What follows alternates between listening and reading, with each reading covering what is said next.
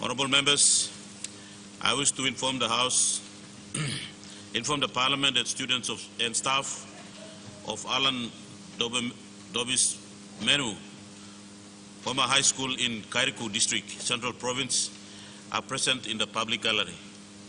On behalf of the Parliament, I extend the visitors a warm welcome to Parliament.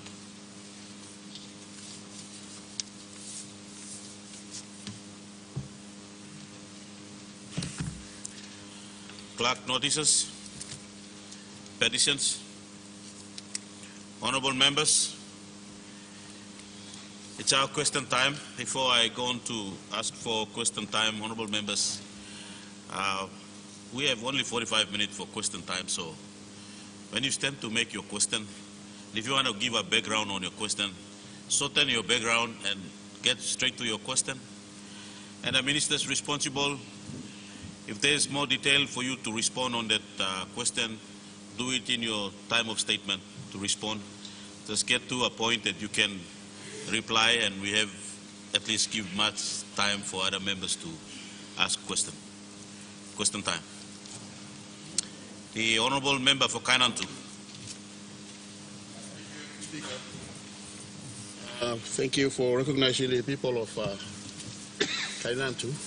Now, my question, without notice, is directed to our Honourable Prime Minister. And if the Minister for Treasury could take note of this question.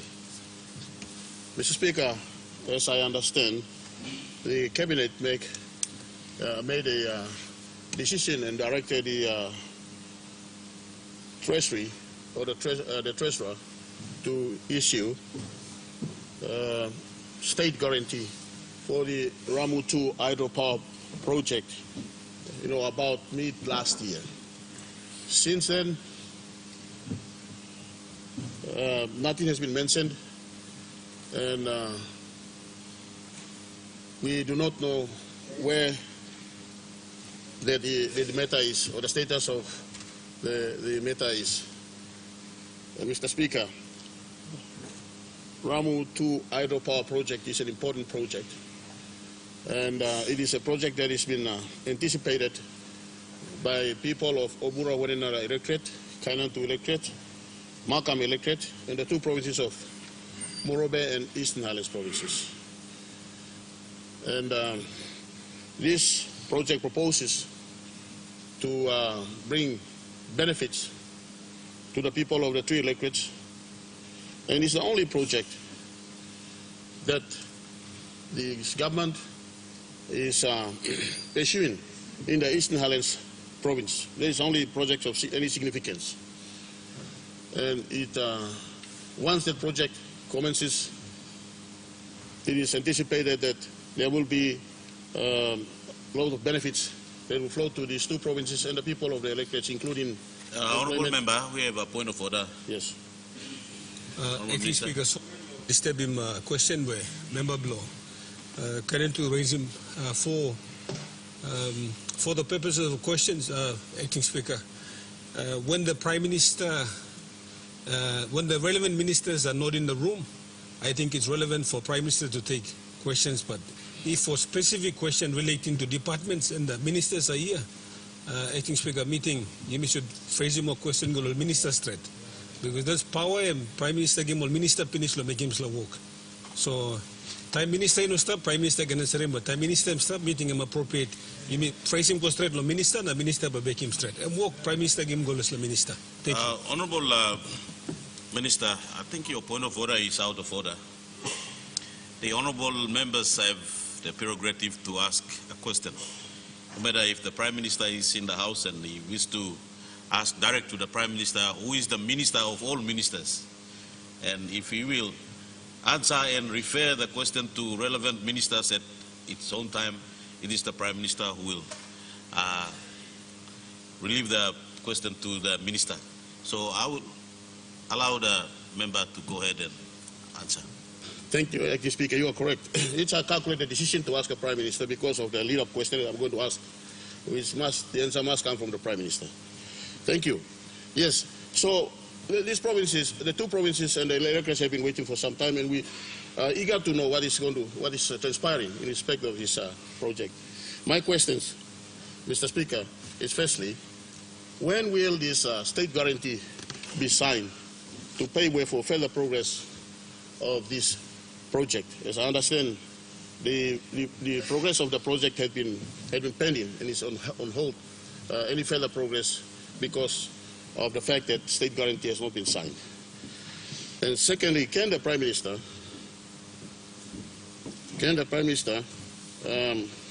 inform the people of the three electorates and the two provinces, plus this House, whether the government supports the project and will see the project to fruition?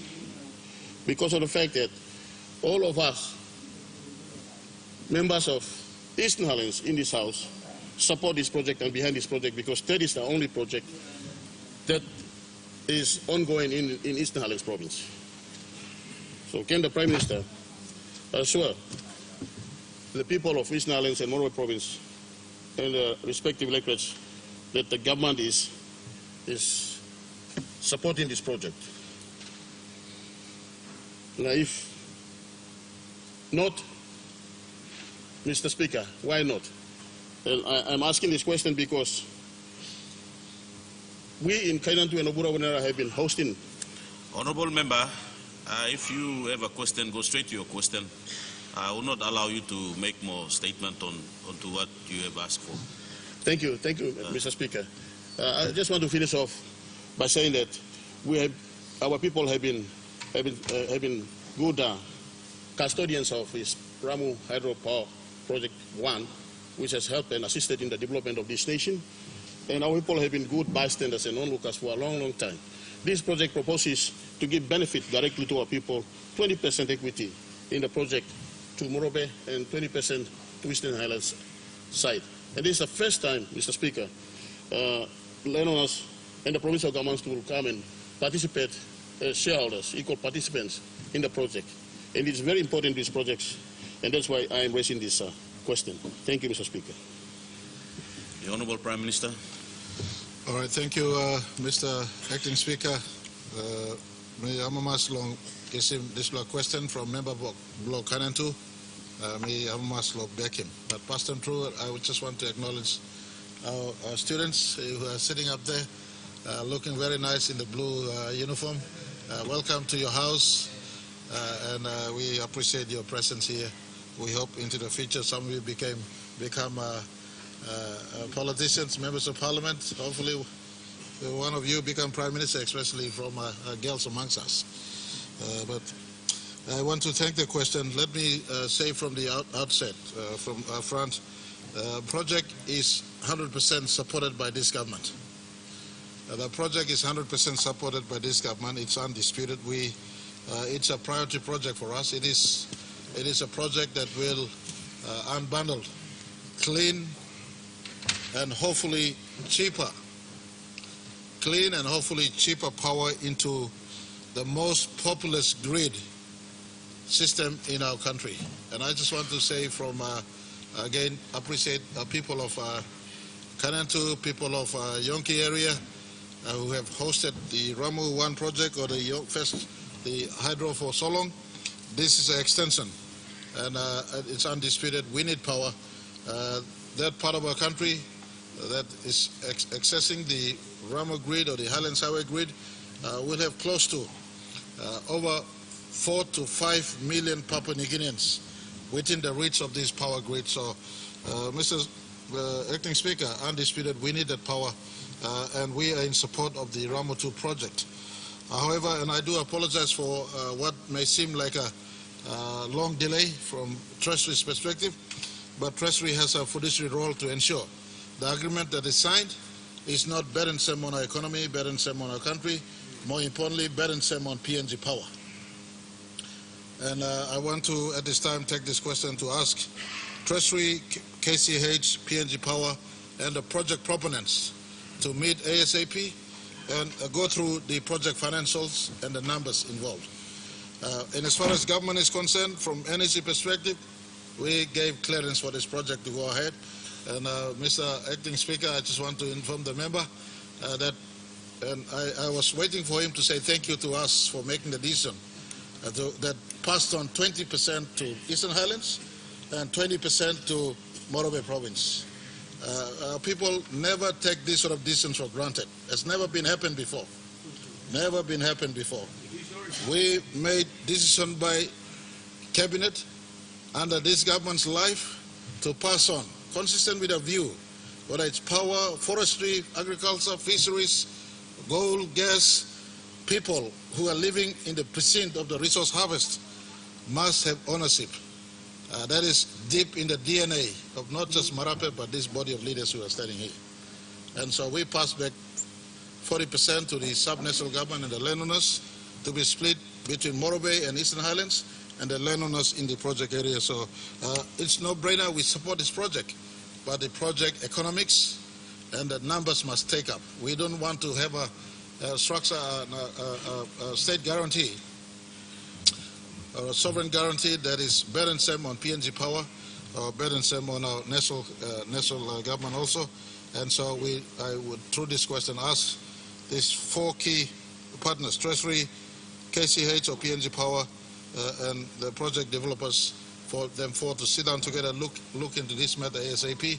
There was a conditional sovereign guarantee that was in the process of being released by Treasury. We have to be mindful of the fiscal space that we have. We have all other needs, including financing our budgets every year going forward for the next 5 or 6 years as we bring our economy back to a balanced budget. Within those constraints, our Treasury is looking at the numbers to ensure the number or the agreement that is structured doesn't dilute the fiscal space that is required of us to also have a handle on every other needs that we have in our country. But the project is important. It is a key focus for our country because it will unbundle new, cheap, hopefully, and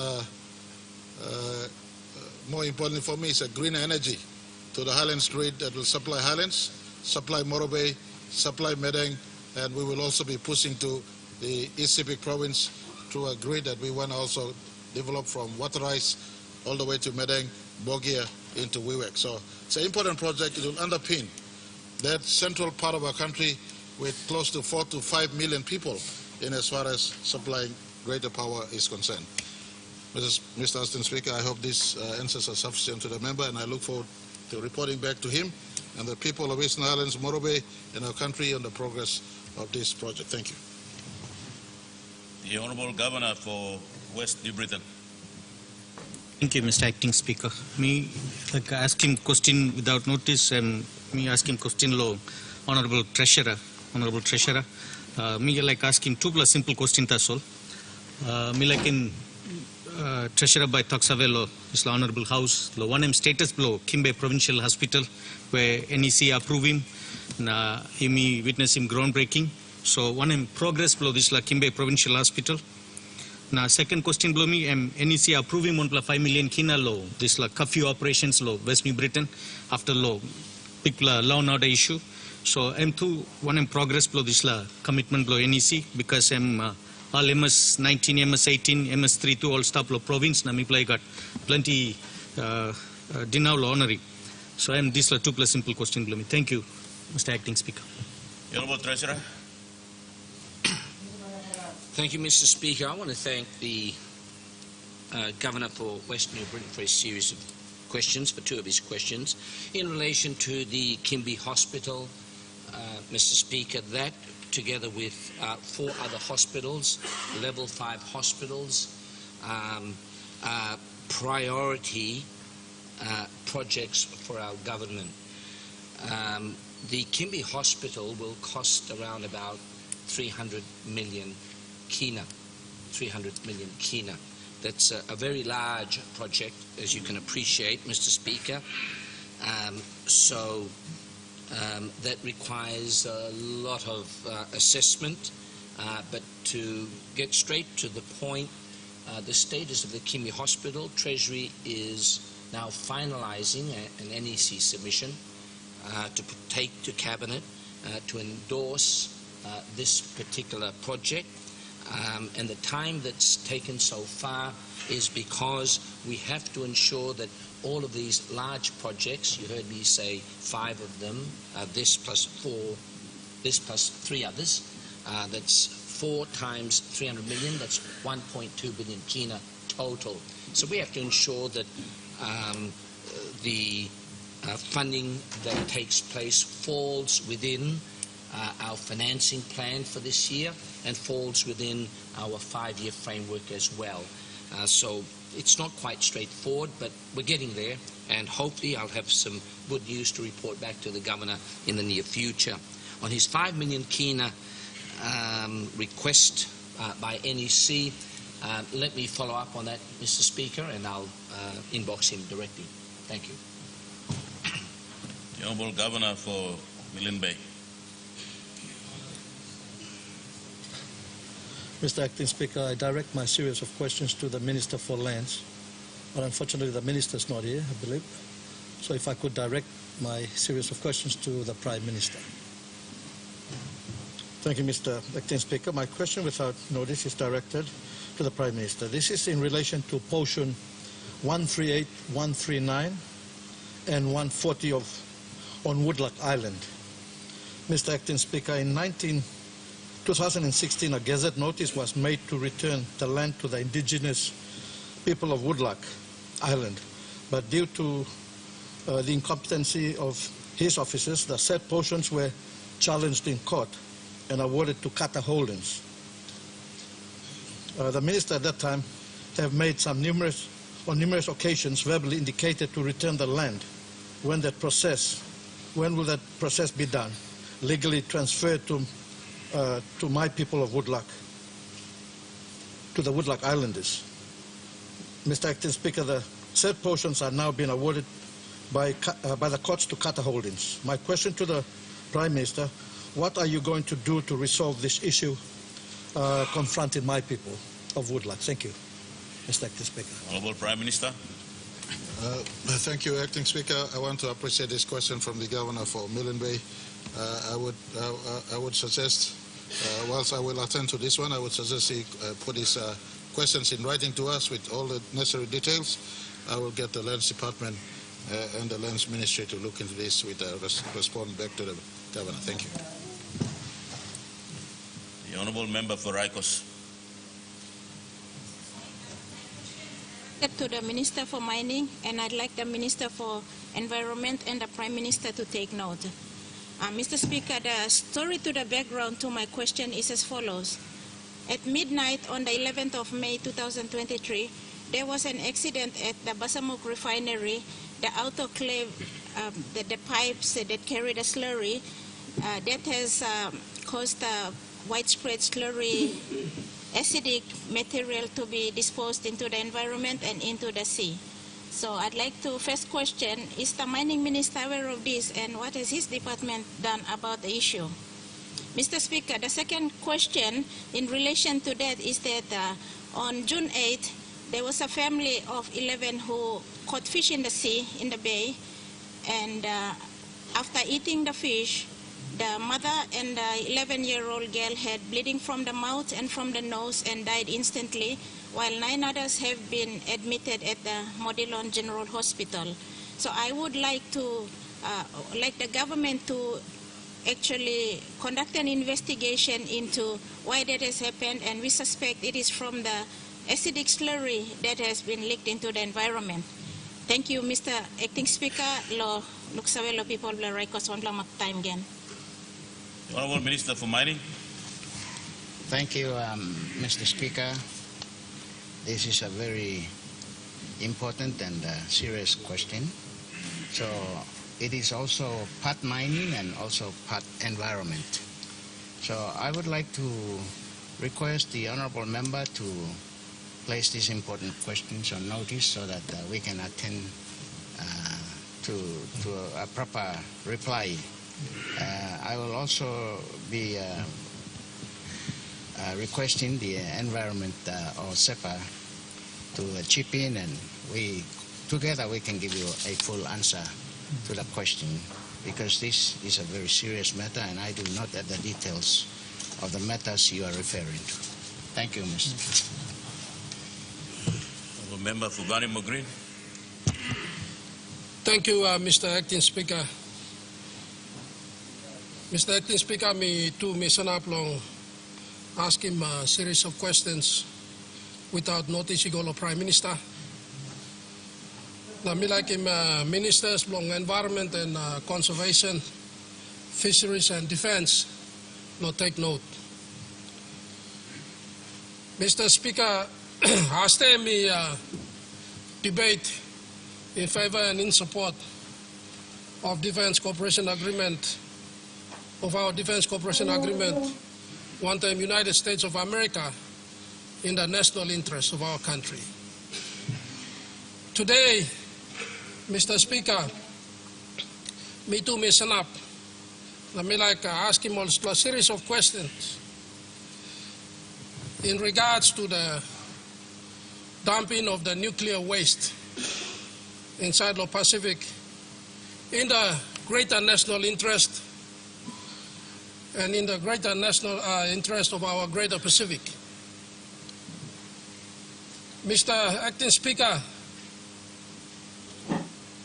on Tuesday, 13th of June, 2023, as I read in the media and the media statement released and announced by the Prime Minister, that he has supported the Japanese government or Japanese government's intention to dump 1.3 million tons of nuclear nuclear wastewater in the Pacific Ocean as part of the decommissioning process of the Fukushima nuclear plant that was recently destroyed by the earthquake. Mr. Acting Speaker, the Prime Minister also stated that he had held discussions with the former and the current Prime Minister of Japan on this issue and was assured by the two leaders that the nuclear wastewater has been scientifically confirmed to have no harmful effects on humans and the environment, particularly in the Pacific Ocean. Hence my questions. My first question, Mr. Acting Speaker, is this. Can the Prime Minister confirm if a formal diplomatic request for support had been sent by the Japanese government to our government on their intention to dump nuclear waste materials in the Pacific Ocean?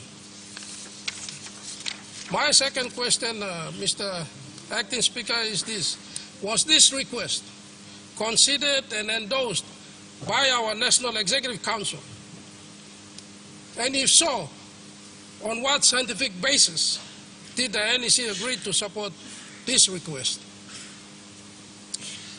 Question number 3, Mr. Acting Speaker, is the Prime Minister aware that Papua New Guinea is a statement party to the Rarotonga Treaty on Nuclear Non-Proliferation in the South Pacific, along with Australia, New Zealand, Cook Islands, Fiji, Nauru, Samoa, Solomon Islands, Tonga, Tuvalu, and Vanuatu? Number 4, is the Prime Minister aware that Article 7 of the Rarotonga Treaty obligates our country to keep the South Pacific region free of environment pollution by radioactive waste and other radioactive matter? Number 5, Mr. Acting Speaker, Papua New Guinea's official position on matters of nuclear non-proliferation and environmental protection relating to nuclear waste. Honorable Member Vanimo Green, we have a point of order. Due respect to the member for Vanimo Green, I understand that the Prime Minister will be making a statement on this. So can you wait until the statement is made? Honorable Member, your point of order is out of order. I'll ask the member to go ahead, finish his question. The Prime Minister will reply. If he has a statement, then he can make a statement later. Honorable Member. Thank you, Mr. Acting Speaker. Papua New Guinea's official position on matters of nuclear non-proliferation and environmental protection relating to nuclear waste dumping in the South Pacific has been consistent with the Rarotonga Treaty since 1986, when the treaty came into force. The announcement by the Prime Minister of his support for Japan's intention to dump 1.3 million tons of nuclear waste in the Pacific Ocean marks a very significant shift in our regional policy engagements and an alliance through the Pacific Island Forum. Mr. Acting Speaker, can the Prime Minister confirm if Papua New Guinea's official position has changed? And if so, has this change been conveyed to the Pacific Island Forum and member states to the treaty? Thank you, Mr. Acting Speaker. The Honourable Prime Minister. Thank you, Mr. Acting Speaker. I want to appreciate the member for Wanwe Green for asking a series of very important questions relating to a media release made from my office in respect to the perceived support for Japanese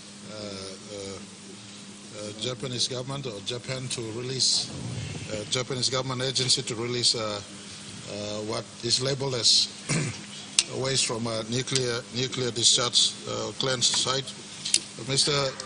Acting Speaker, my statement was misconceived or misplaced in a sense that it's no unilateral clearance for them to discharge any nuclear waste, but it was stated that the test done, if it is proved that it's complied with the highest test ever and the discharge is clean and safe for discharge, then they are willing, they can discharge into the water. I think the point of discharge firstly starts at the water closest or in Japanese territory. I will get my office to have a full response on this matter.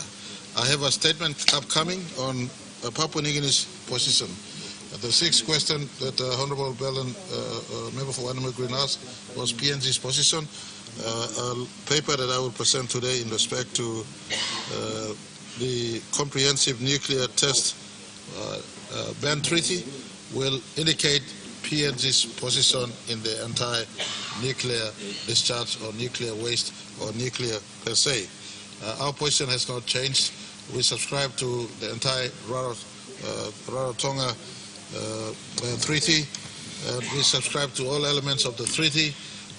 Discharge of untested, discharge of unsafe nuclear waste into our waters is not something we want in PNG waters or the Pacific waters, and I'd like to believe many leaders, or if not all leaders globally, would not want unsafe discharges into the water.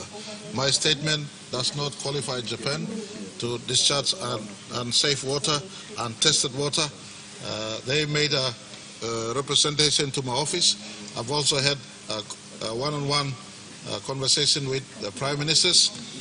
Their views were that they're doing tests. I mean, they inform me they're doing tests, the highest standard test ever available in Japan and benchmark globally.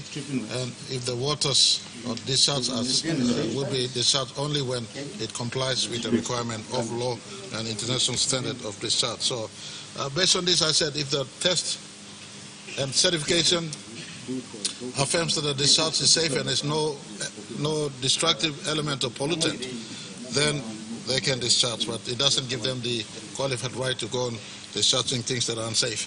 Papua New Guinea's position is contained in the statement that I will be making today. It supports our Rarotonga Treaty. It supports our current position that we do not support any discharge or any nuclear test in our waters or in our territory. Very much consistent from what we have thus far.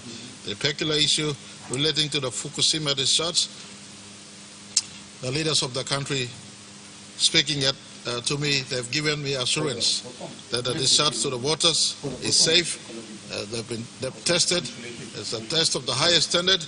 And I said, if it is tested and proven, only then, well, from PNG perspective, I see no issue. But so long as the test is certified, is complied upon all the global standards and requirements, and you are clear yourself, then you can do so. but pertinent questions remain. Nuclear is not allowed in our waters, or nuclear is not allowed in the waters of Pacific. Thank you. The Honourable Member for Kundiawa, Kembogo. Thank you, Assistant Speaker. Looks out of people of Kundiawa, Gembok. Question for me along Minister of State Enterprise. We all know that state enterprises in the country are the biggest drivers of our economic growth and development. And therefore, we must have competent board and managing directors that must manage those state-owned enterprises. A case in point is the PNG Ports Authority. It was the highest performing SOE since 2012, declaring profits, paying dividends to the state. Up until then, I'm assuming that the performances have fallen. That's because there's no permanent managing director, there's no permanent board. So my question to the SOE Minister is, can you confirm to this House when the process of recruitment of a permanent board and a managing director will be completed?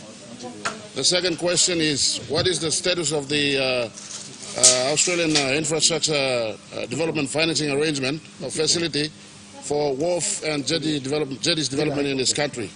And if there's any plan for that to coincide with the development of the SEZs in the country. Thank you. The Honourable Minister of State Enterprise. Thank you, Acting Speaker. I want to thank the member for Kundiawa Gambuk for asking this question. Mr. Acting Speaker, for any organization, it is usually not a one-man show. In the case of PNG Power, for a CEO to look good, it depends on a very effective and working board of directors to support him, together with people who report to him directly from the management side. So it is indeed not a one-man show. The late CEO was in fact one of those shining lights, one of the few national employees who was able to deliver on the plans that had been approved by his board, together with directors from KCH as the major shareholder. Unfortunately, as we know, he passed away, and he's left a big vacuum in the management system that has to be filled as soon as due process is completed.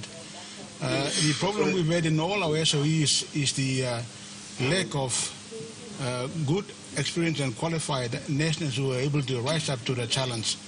Mr. Acting Speaker, in some cases, when a prospective CEO is interviewed, he passes that interview with flying colors.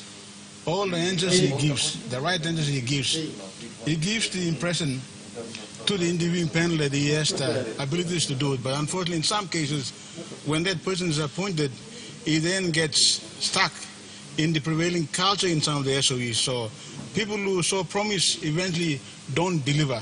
So this is the dilemma in most of our SOEs. And in the case of PNG Ports, we were lucky in that the person who was selected after having gone through the process was able to deliver, supported by a good, competent board.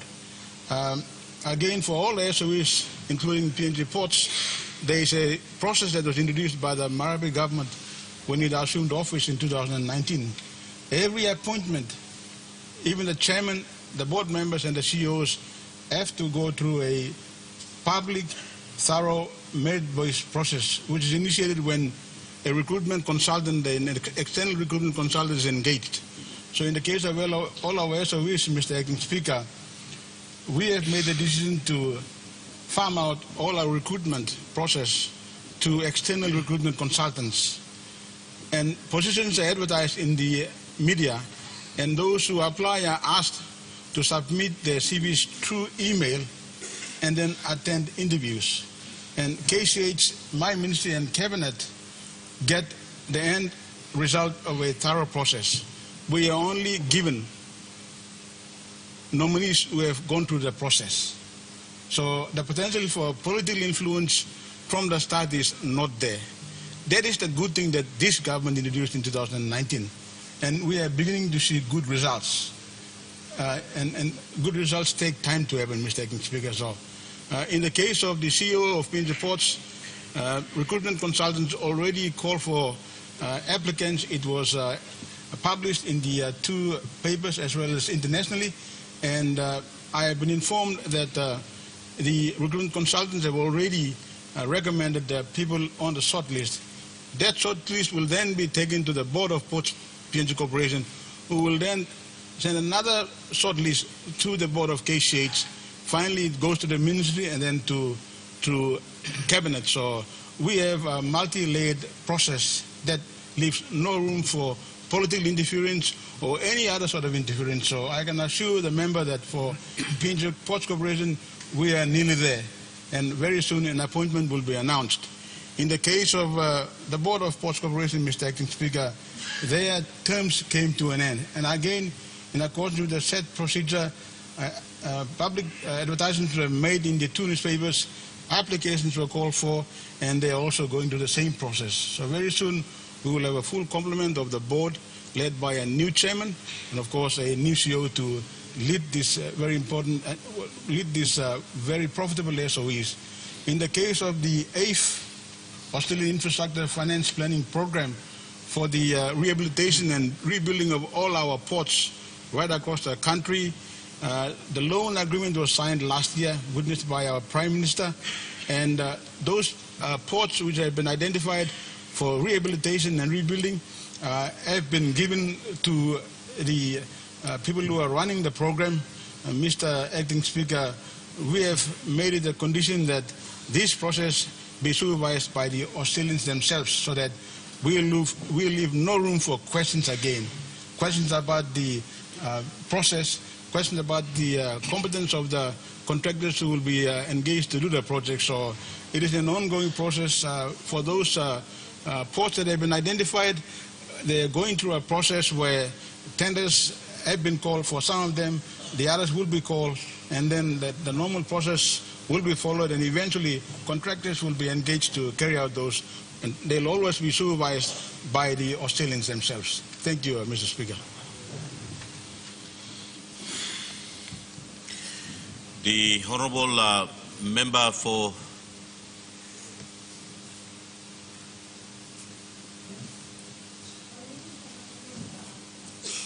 the Honourable Member for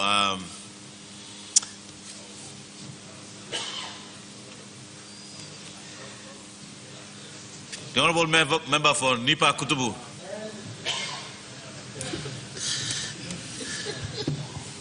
Thank you, Acting Speaker. Question without notice from me golong Prime Minister na melaki Attorney General take note. My question is in relation to the Defence Cooperation Agreement na civil rights agreement as they only emitablim. Time like signing this agreement, all students only strike. Na me kisim all student blomilong electorate blomin na me sira no temol. Na me togemol osem. Me pla leaders. Me pla establish house. Lo flow you pla vote me pla. Honourable Member, we have a point of order. Good member is asking a very important question, but however, Mr. Speaker, the paper is currently the paper is currently on a notice paper, and debate has been adjourned. So it is only proper that the member can prepare a statement for discussion or debate when it surfaces again in the next Parliament. Thank you.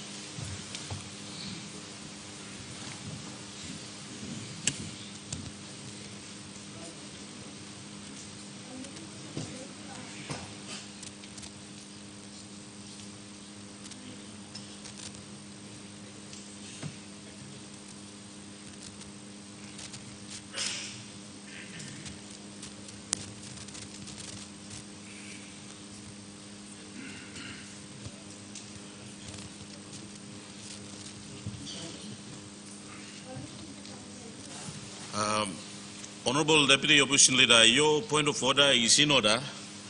I understand that the Honourable Member just started his question. I would listen to your question, and if your question is related to what the point of order have raised, I will ask you to reserve your question to time of debate. But otherwise, you have just started your question. I'll allow you to preface your question and see what your question is related to. Thank you, Acting Speaker. Question from me, I'm related to Golongol Sumatin.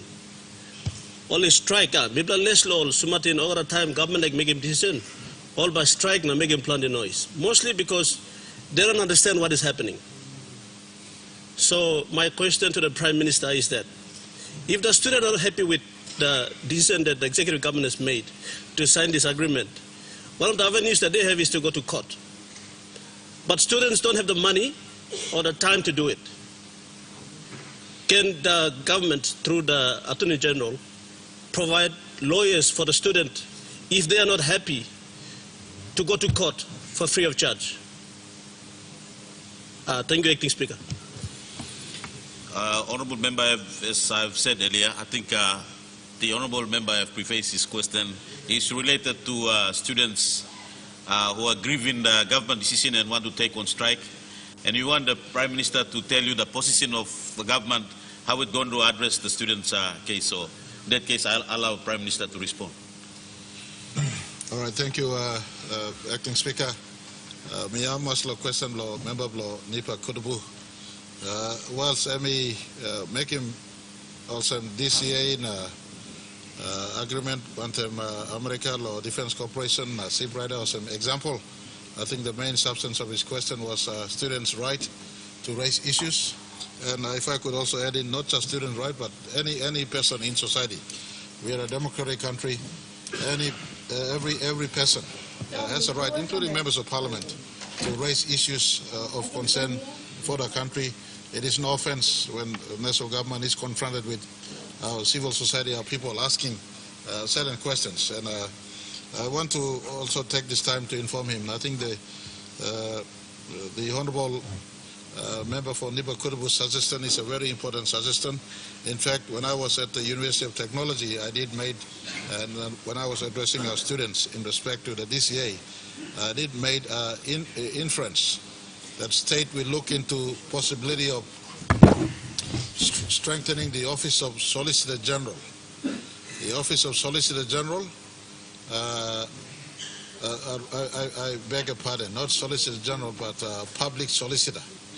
The Office of the Public Solicitor, the Public Solicitor's Office has a constitutional role. At the moment, they're just attending to civil matters and small matters, but we're looking at the policy to empower the Office of the Public Solicitor to be a conduit of our public, including student body, who have any issue. If they feel that the national government has done a decision that is contrary to law, contrary to constitution, or not in the interest of our country, then there's a legal avenue for them to run to the courts to seek an address on any matters they feel it needs to be referred to. Court remains, our judiciary remains in our country a place of dispute resolution. And more so under our government's watch, we have now empowering the ministerial services and our judicial services stronger and empowering them and fixing the structures, including our Minister for Justice and Attorney General has brought in a paper to Cabinet already approved for a higher court that is now 3-tier court instead of just the National Court and the Supreme Court, and benches and court judges moving from the National Court to the Supreme Court and up and down for that matter. We've now considered a proposal from the judiciary themselves of an appeals court to be inserted, and that proposal has been approved by our Cabinet, and that reform in our judiciary is going on. As I speak, these reforms are going on, and I want to inform our country through this question. The court is there for you to run to if you feel that the government or anyone for that matter has done injustice to you, has conducted not properly, or in the instance of referring government decisions that are unconstitutional based on your opinion, then the court is the place. WhatsApp, Facebook, public protests, etc., really will not resolve any of these issues credibly. The court is the place that you can resolve credibly, and our government is seriously looking at strengthening the public solicitor as a place in which students or anyone can run to make reference to some decisions government take that members of our society may feel is not in the best interest of our country. Thank you, Mr. Speaker.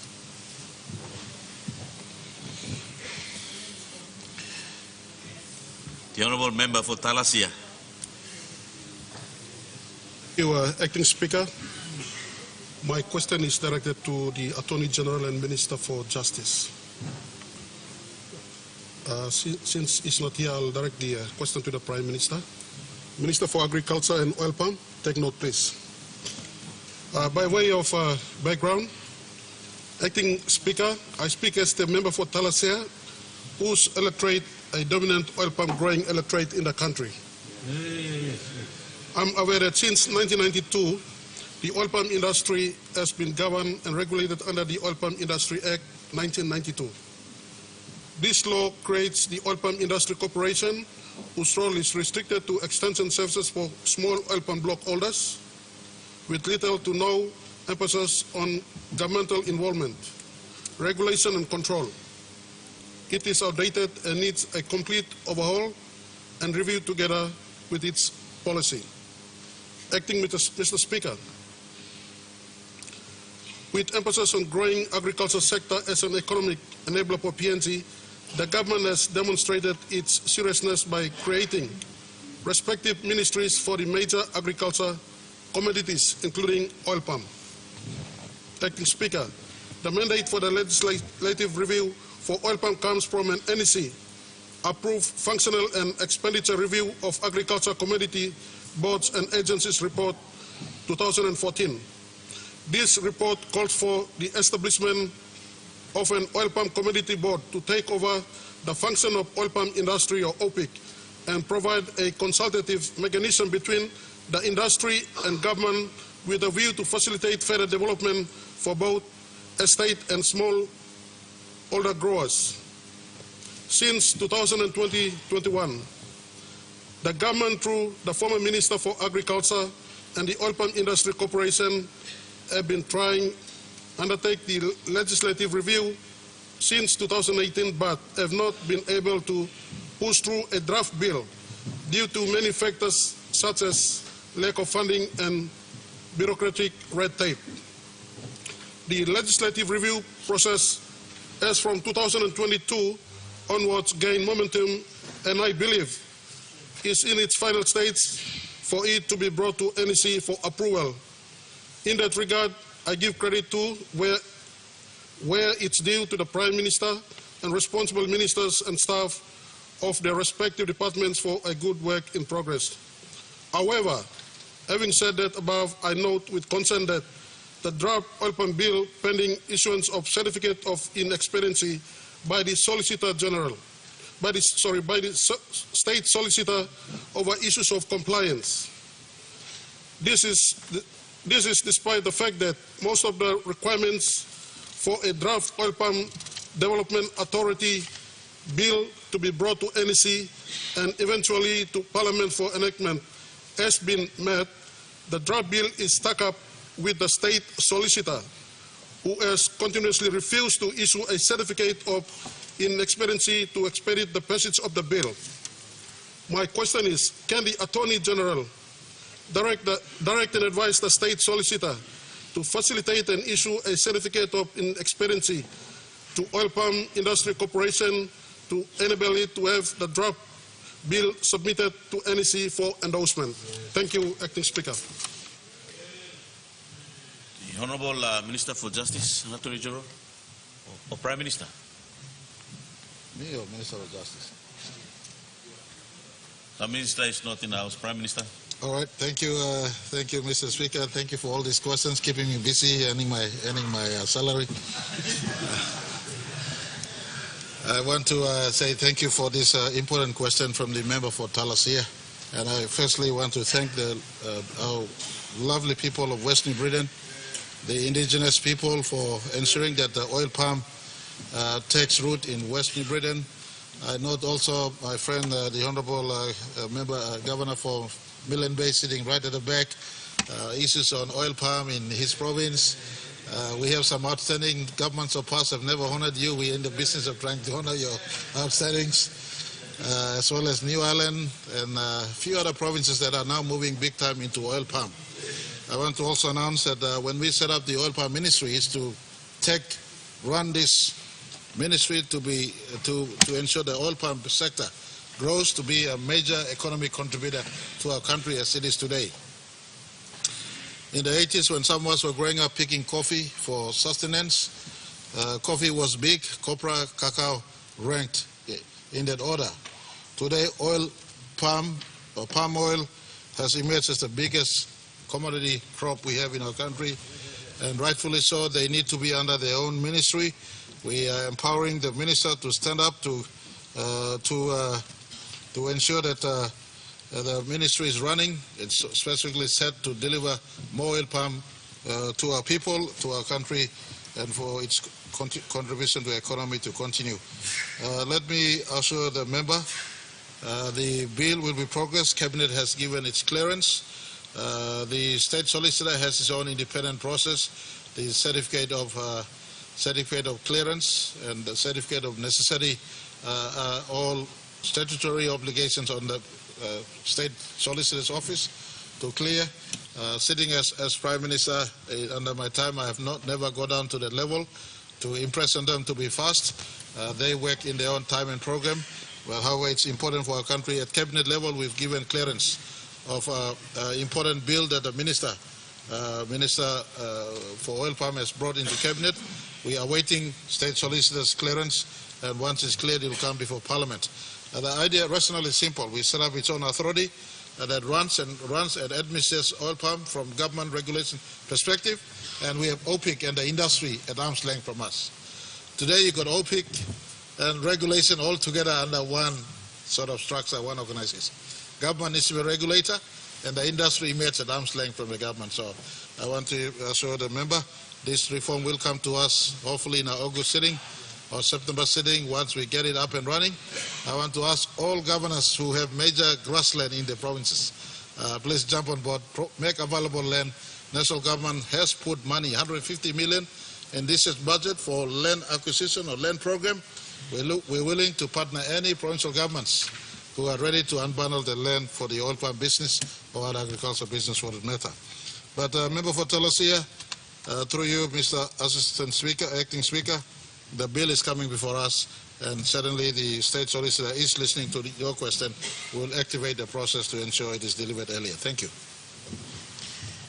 Honorable members, our question time have lapsed. Minister for Civil Aviation. Speaker,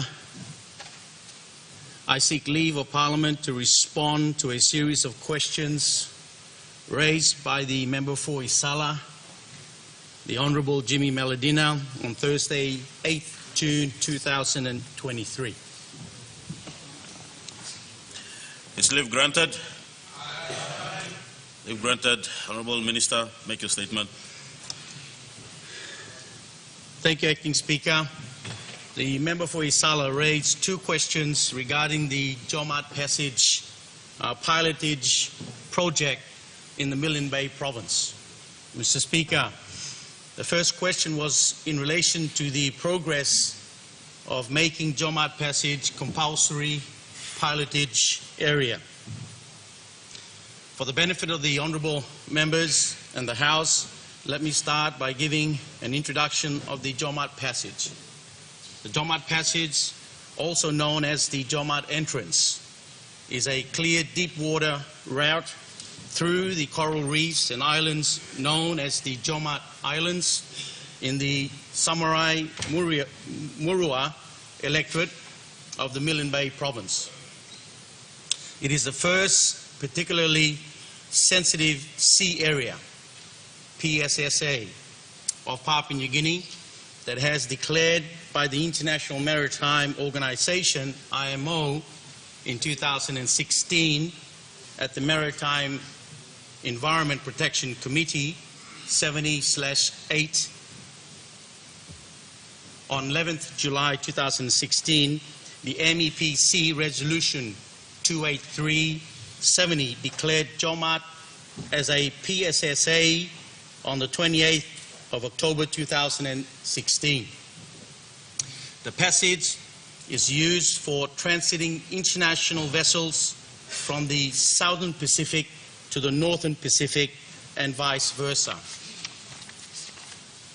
Mr. Speaker, traffic of international vessels along the Jomat Passage also interacts with PNG coastal traffic, both commercial and traditional along the local fishing vessels.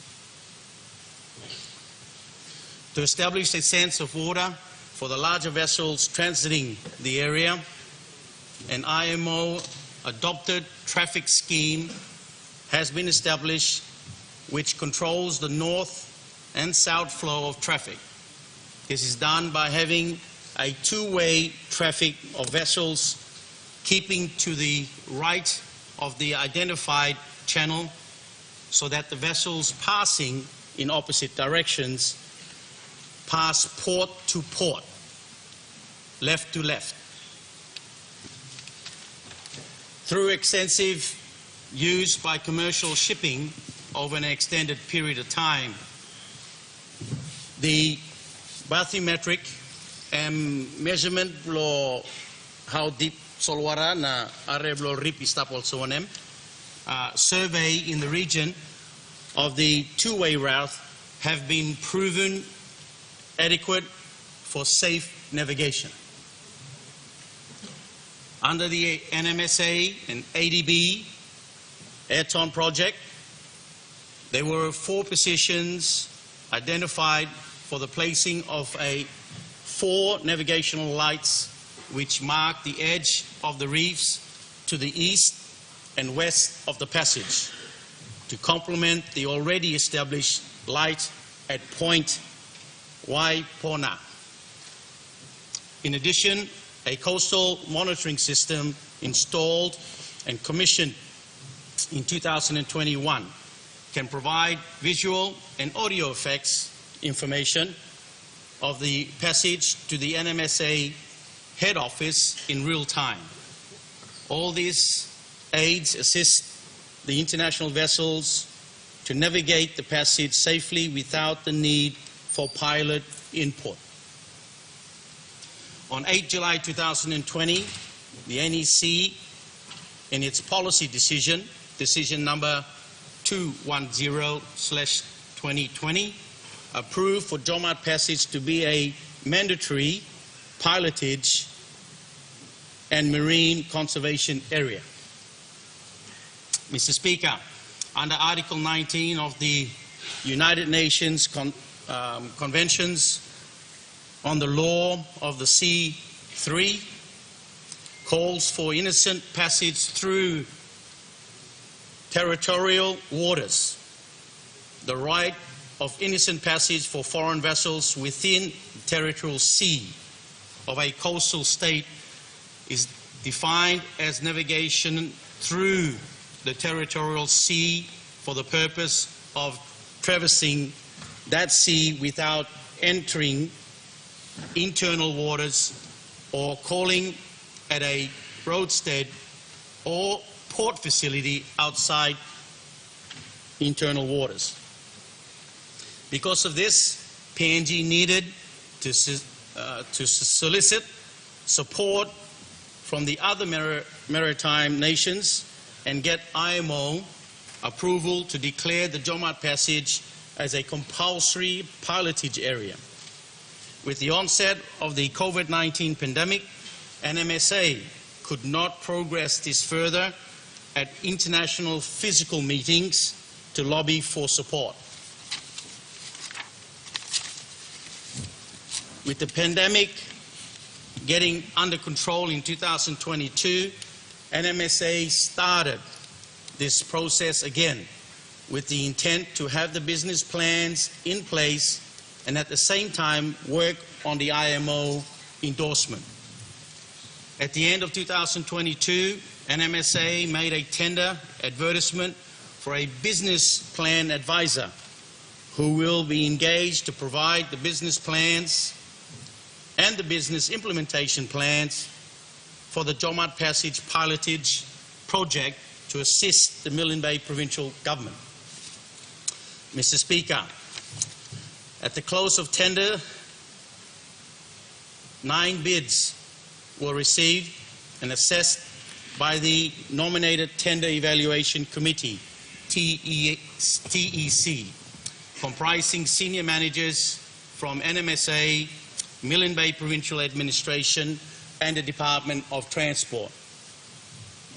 All initial bids received did not meet most of the requirements of the tender terms of reference, the TOR. Most of the bid submissions did not capture all the key aspects of the business plan apart from pilotage.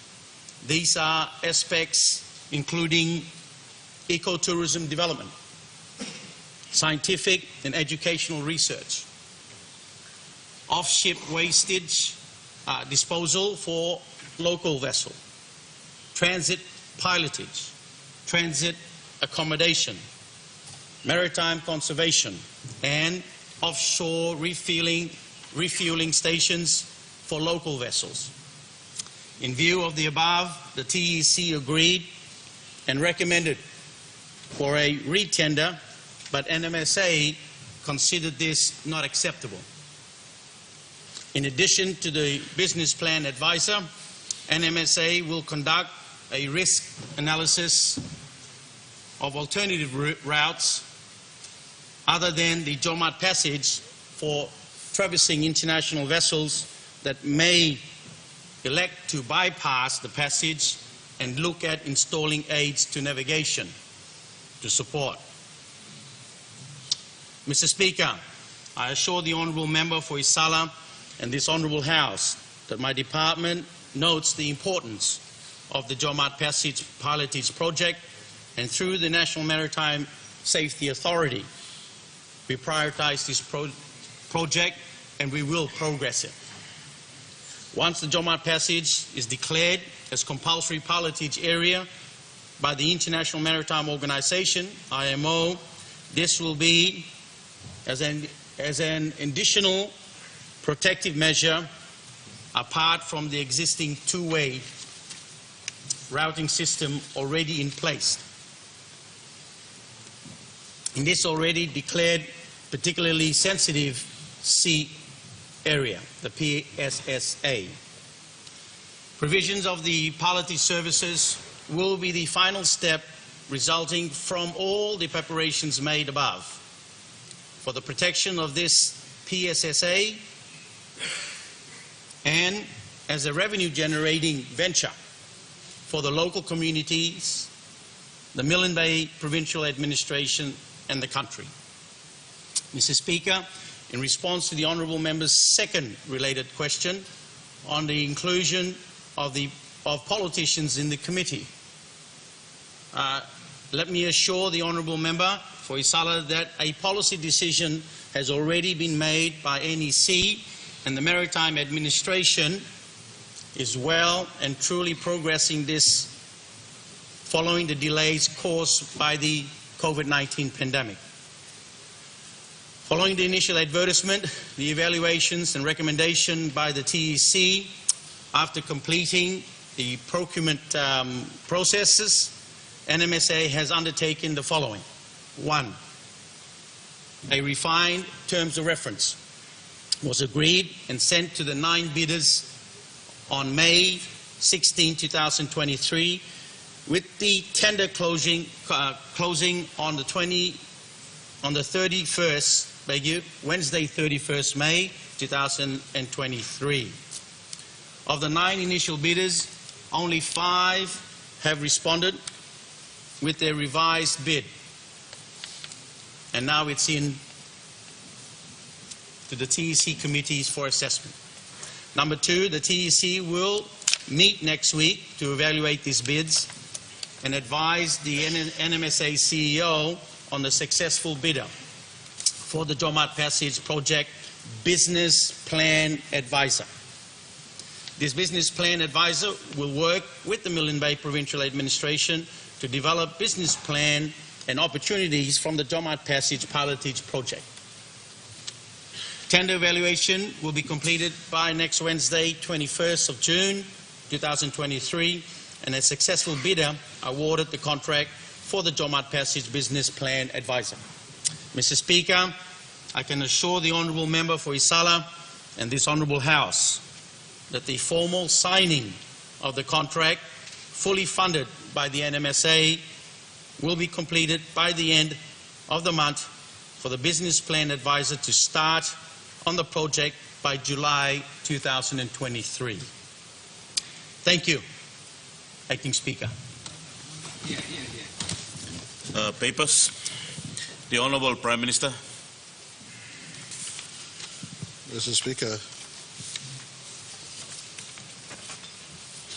pursuant to statute, I present a treaty document relating to an agreement between the government of the independent state of Papua New Guinea and the government of the Republic of Indonesia on visa exemption for holders of diplomatic and service passports.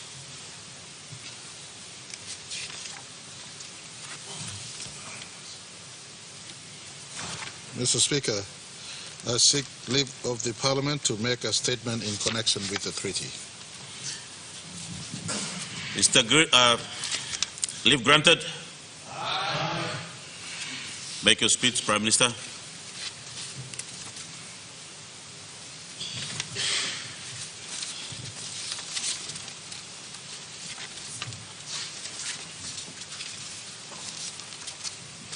Mr. Speaker, I rise to present a treaty submission on reciprocal visa waiver exemption agreement that Papua New Guinea has signed with the Republic of Indonesia. This August House is informed that the National Executive Council in its decision number 63 of 2023, dated 24th of March 2023, approved for Papua New Guinea to sign the reciprocal visa waiver agreement between Papua New Guinea and the Republic of Indonesia. This reciprocal visa waiver agreement is aimed at enabling the holders of official and diplomatic passports to travel to each other's countries and be issued visa on arrival. This waiver agreement will allow diplomatic and official passport holders from the two countries, Papua New Guinea and Indonesia, to travel to each other's countries and obtain visa on arrival and be in that country for a certain period of time. Mr. Speaker and honourable members, you need not send your staff to stand in the queue or go online to apply for visa to go to Indonesia hereon if you are a holder of an official passport.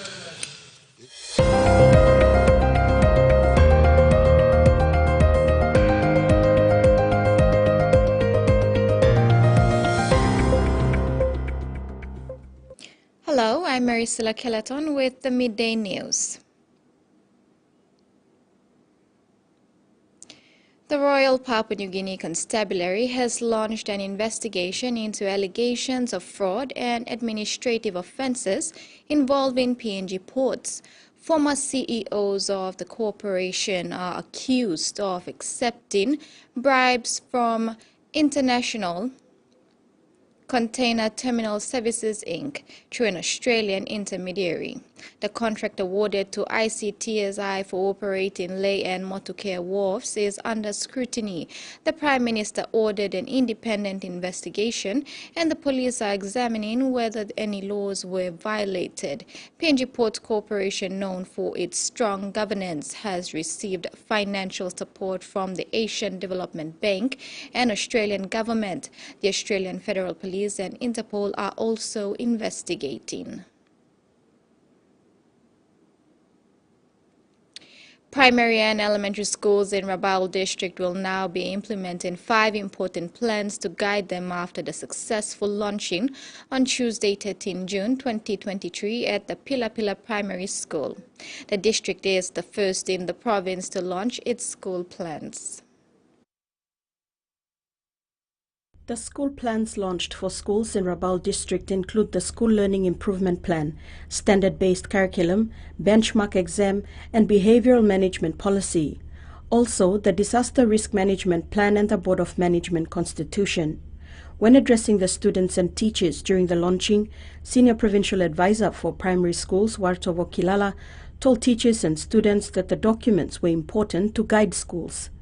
The challenge on the implementation is upon schools to effectively implement their own plans to enhance quality teaching and learning. District School Inspector Cecilia Tapil called on the ward members and its ward development committees to work together with school boards to implement the plans. She said it is a challenge in terms of management for Rabaul District, as some of its schools are scattered across the other 3 districts due to the resettlement after the 1994 volcanic eruption. However, she stated that teachers and school managements have proved otherwise over the years. Salome Vincent, TVWAN News. Winners of the Hiri Haninamo Quest during the Hiri Moale Festival were awarded with airline tickets by Air Niugini. The tickets valued at over 70,000 kina include domestic and international travel.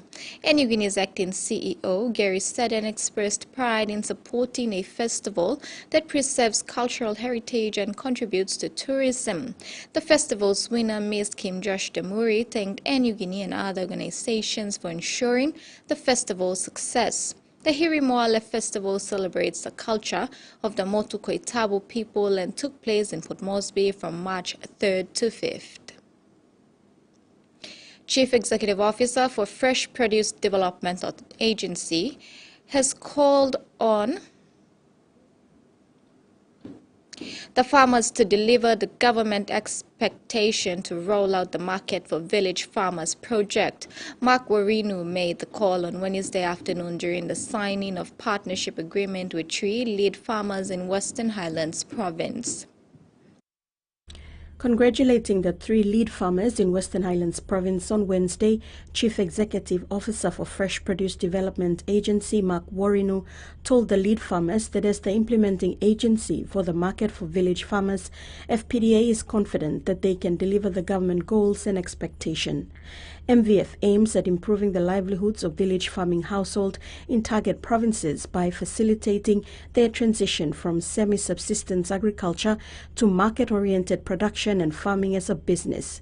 Mr. Warinu said MVF will support the development of sustainable business partnerships where farmers will have secure and remunerative market options, incentivizing them to invest in increasing the production of better quality produce.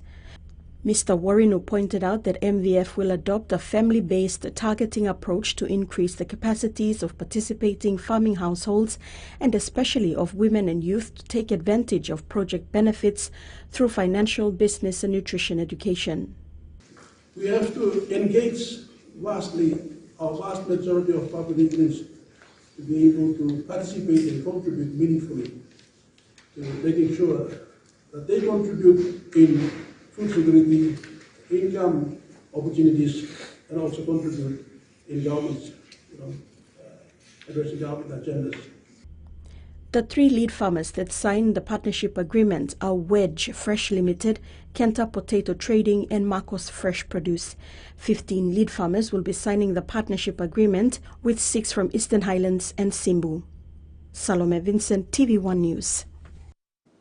Meantime, Secretary for Agriculture Francis Dank also expressed that the expectation from the government to the farmers is high and must make it their responsibility to deliver.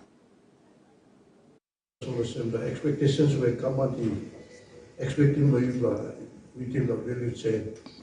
So you have partners, responsibility to start. I think you're going to sign that responsibility, not only by signing, but responsibility by executing. In regional news, Australia and the autonomous Bougainville government have joined forces to enhance the institutional capability of community governments. This collaboration aims to provide targeted training to elected officials, both women and men, in order to foster good governance, inclusive decision-making, citizen-focused consultation, and project identification. To support this endeavor, a substantial investment of $12 million has been allocated for the construction of community government halls and offices across 19 constituencies. Recently, the communities of Haku, Sitatolo, Tonsu, and Selasu in North Bougainville marked the opening of their newly constructed community government halls and offices. The provision of such essential infrastructure plays a vital role in facilitating the work of Bougainville's community governments and wards. Moreover, the immediate benefits extend to the local economy, as income is generated through engaging local service providers, leveraging their technical expertise and labor. For many people, the experience of being locked down during COVID didn't have much of a silver lining, but for others it has provided valuable thinking time and the chance to make big, life-enhancing decisions. That's certainly the case for Tasmanian artist Alfie Barker, and he couldn't be happier about it. COVID lockdown of 2020 was probably the best year of my life. I realised I was transgender, I realised I needed to be sober, I realised I needed to look after being autistic. I think the best thing ever that came out of that was how much confidence I have with who I am now. It just changes your life once you start loving yourself.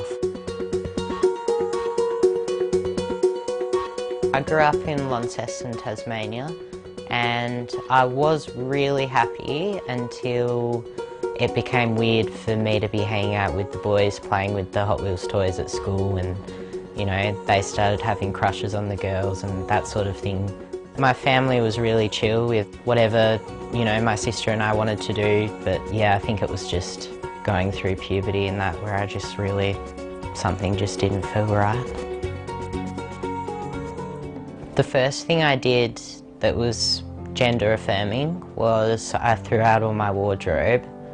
At first I didn't know how I was going to do that without having no clothes, but I was really lucky that my mum said this is something you can do right now. And so I bought some masculine clothes, and I remember putting on these clothes and I walked out and I felt like I was a kid again wearing dress-ups. It just felt like outrageous that I was just wearing like whatever I wanted to wear, and that felt so right. When I first found out the price of gender affirming surgery, I thought this must just be for rich people. But then I just thought, look, all I can do is have a crack at it, and even if it takes years, maybe I'll get there eventually. And so I started doing all my art commissions focused on all the money would go to the surgery, and I was just selling furniture and bits and bobs on Facebook Marketplace. And I made a GoFundMe, lots of hard work, hustling, telling people about it. And I just remember seeing it, I think it was like $200 away from being at the total I needed. And I just burst into tears and I just couldn't believe it. I just thought, wow, this is fairy tale stuff right here. The coolest thing ever that's happened to me with my art has happened, and that's my Melbourne exhibition at the Mind Room in Collingwood. And yeah, just to have my art flown over in a plane somewhere has just been wicked. And I saved up and went and saw it myself. It was very cool. I imagine that younger me would have just been screaming. Members of the Hunter Valley Aussie Rules community in New South Wales have been stunned by Sunday night's bus crash which killed 10 people. Games have been cancelled as a sign of respect, and the state government has kick-started a financial support fund for the families of the victims. Lining up to pay their respects, the Premier, local mayors and MPs paused to reflect. Our community continues to heal. It's going to be a very long healing process. Flowers, notes and a teddy bear were among the tributes laid near the Greeter roundabout, where a coach packed with wedding guests rolled on Sunday night. 10 people were killed. I think we just want to show our support for them and know that they are all in our thoughts. The state government has donated $100,000 to a fund for the victims' families to be run by Rotary. There's two young children who have lost their parents. They're going to need ongoing support. There are just so many people hurting in our community. Health officials visited colleagues of Newcastle doctor Rebecca Mullen, who was among those killed. They're feeling very raw, so it will take them some time to recover. The Queensland Premier paid tribute to 4 of the victims who had lived or were living in her state. Our hearts go out to the families and friends that have been impacted. 5 of those who died were members of the Singleton Roosters AFL club. As a mark of respect, all Hunter and Central Coast games this weekend have been cancelled or postponed. Maitland Saints players rolled up their sleeves to help replenish blood stocks. Just trying to boost numbers in the local community for blood donations for events like this. We have some players and supporters and everyone in the community that feels a little hopeless and a bit empty and wanting to do whatever they can. Filling blood bags in the hope of saving lives after losing so many. In sports, PNG Couples and Singapore Lions are scheduled to take the field this Friday, June 16 in the FIFA Men's A International Friendly fixture. The team leaves this afternoon for Singapore after flight cancellations on Tuesday. PNG Football Association has advised that the FIFA Men's International Friendly fixture between PNG Couples and Singapore Lions has now been rescheduled for Friday, June 16, 2023. The match was originally scheduled for Thursday, June 15, but PNGFA informed the Football Association of Singapore that the couples were unable to travel on Tuesday, June 14 due to flight cancellations. PNGFA Acting General Secretary Dan Kakaraya confirmed Wednesday afternoon that the couples leave at 2 p.m. today. Couples will play Singapore in the first match and then Malaysia on June 20. The contingent for the friendlies include Ronald Warisan, Rex Naime, Emmanuel Simon, Yagi Yasasa, Bruce Tiampo, Ati Kepo, Raymond Gunemba Kolu Kepo, Obert Simon, Joshua Talau, Hayden Raminai and Ila Ani. Those unavailable to travel are David Brown, Nigel Dabinyaba, Tommy Semi and Alwin Komolong. Salome Vincent, TV1 Sports. And that ends the midday news. More to come at 6 this evening. TV1 will now return to the Parliament sitting.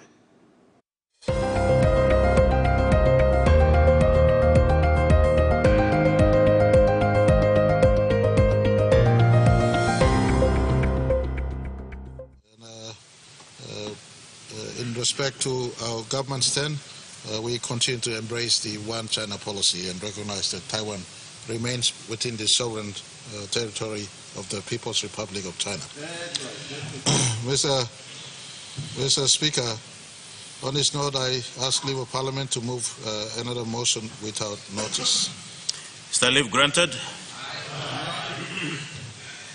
Prime Minister. Mr. Speaker, and before I move, I just want to appreciate Minister Justin Chachenko. Against many sentiments, these are some of the work of cleaning up in the Foreign Affairs Department that was hanging in space for many, many years. I came on board and moved this without much delay. It would be unfair of me not to mention a person who went to work on some of these outstanding issues for many, many years.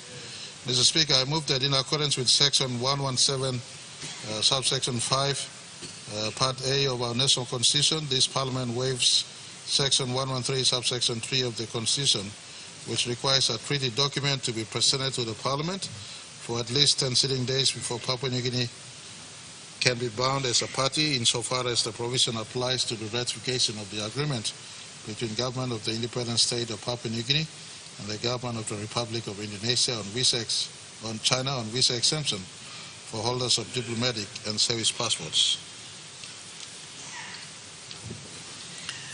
The question is that the motion be agreed to, and the motion must be supported by an absolute majority of 60 members. Would those in favor of the motion please stand?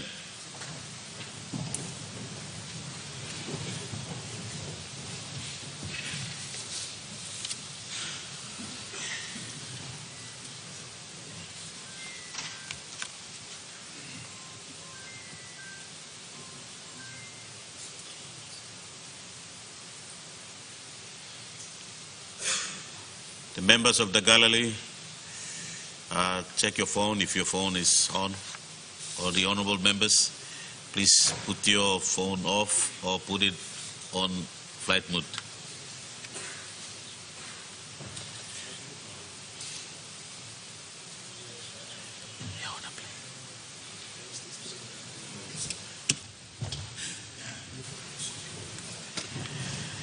Honorable members, we have an absolute majority in support.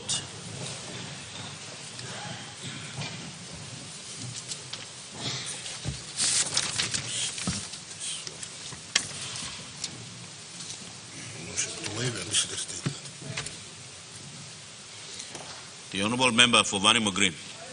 It's a little bit concerned I think in accordance with the standing orders, the actual vote must be recorded as to the support of this treaty. It's very important that we record the actual number of the votes.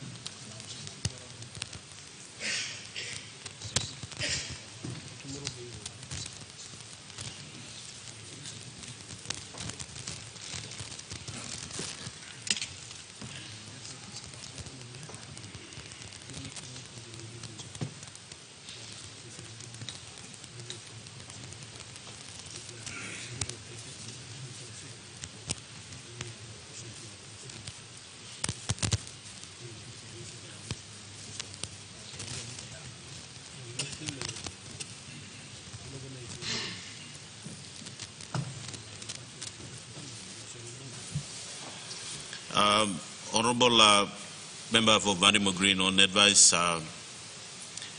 in such motion that we move on this such motion, it doesn't require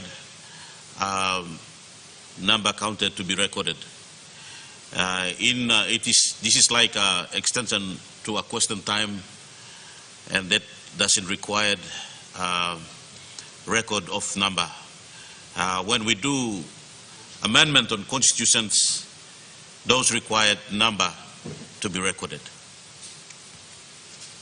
So on this, the motion on required shows the full House in support. That will be noted as support of the motion. Thank you. The Honourable Prime Minister. Mr. Speaker, pursuant to statute, I present a treaty document relating to comprehensive nuclear test ban treaty. Mr. Speaker, I ask leave of Parliament to make a statement in connection with the treaty, please. Is the leave granted? Prime Minister, make your statement. Mr. Speaker, I hope the Parliament is circulating the treaties that we in discussion, and as I'm presenting them. But in any case, Mr. Speaker and all distinguished members of Parliament, I rise again to table the submission on the ratification of the Comprehensive Nuclear Test Ban Treaty. This is an international legal framework aimed at protecting states and regions like ours from surging environmental impact, the build-up and use of nuclear and biological weapons by advanced economies and big countries or nuclear-powered countries. There is a need for PNG to ratify this treaty to complete the obligation as a signatory, and by doing so affirm our ongoing support and commitment as a state party to existing arrangements such as a treaty on the non-proliferation of nuclear weapons 1968, the Antarctic Treaty 1959, the South Pacific Nuclear Free Zone Treaty 1985, also known as the Rarotonga Treaty, to build a better future for the coming generations by securing a nuclear-free world for all nations. The tabling of this submission to Parliament is in fulfillment of the legislative requirements under Section 117 of our National Constitution. Mr. Speaker, since it opened for signature on 24th of September 1996, Papua New Guinea was amongst the first states to sign the Comprehensive Nuclear Test Ban Treaty, but remains to date one of the only 10 states that have yet to ratify it. Within the region, Papua New Guinea, Solomon Islands and Tonga are the only Pacific Island Forum nations yet to ratify the treaty. Once enforced, the Comprehensive Nuclear Treaty or Nuclear Test Ban Treaty is anticipated to ban all forms of nuclear weapon testing in the world. So far, 186 nations have signed and 176 have ratified it. Mr. Speaker, it is also unfortunate that this treaty will not enter into force until it is ratified by all the other 44 countries in the world that either produce or possess or have in their possession nuclear weapons. Of the 44, 8 of them are China, India, Pakistan, North Korea, Israel, Iran, Egypt, and the United States have yet to ratify the treaty. Despite lack of cooperation from these countries, ample progress has been made by the rest of the signatories towards the universalization of the treaty. Some of the 44 countries in the above list are advanced nuclear states and are permanent members of the United Nations Security Council. These are countries that will possibly stop at nothing to use nuclear weapons against each other or to wield power over weaker opponents in the events of conflict. And the United Nations, as I stand here in our people's house, the United Nations, I sound it out to the United Nations, must continue to remain vigilant and be the advocate for these nuclear powers not to use nuclear in our planet. And I, at this time, would like the United Nations to make continued intervention in the ongoing Russia-Ukraine conflict. This fact not only holds us accountable to our commitment to a nuclear-free future, but also serves as a reminder for global solidarity to end ongoing crimes against humanity in geopolitical conflicts and the pressure the United Nations towards a tangible outcome of the proposed reforms within the UN Specialized Councils, especially to increase the membership of the Security Council to more than the current 5 nuclear powers. Mr. Speaker, there is a need to ensure a balanced geopolitical and socio-economic representation within the UN Security Council membership to address biases that threaten the very existence of the human race through global warming, possible nuclear and biochemical warfare, creation and use of biological weapons of mass destruction, as we have seen in the COVID-19 pandemic, consistent indifference of advanced economies on the impact of the actions on our natural, terrestrial and marine ecosystem and environment, and the lack of cooperation by nuclear states in matters regarding disarmament and nuclear test ban. We need not to go further than the Pacific to understand the adverse impact of nuclear testing on population and the environment. The Moruroa Atolls testing in the 20th century, the Moruroa Atolls testing, the 20th century North Korea nuclear test explosions, and the Fukushima nuclear reactor meltdown incident of 11th of March 2011 clearly demonstrates the need to coordinate commitment on ongoing efforts to a global, peaceful coexistence in a nuclear-free environment. Mr. Speaker, the importance of this treaty is also to provide an opportunity for Papua New Guinea to review and consolidate technical cooperation, especially in building national capacity in the international monetary system and data for civil and scientific applications in disasters risk management, seismic activity monitoring, early tsunami warning alerts, volcanic activity monitoring, and climate change research.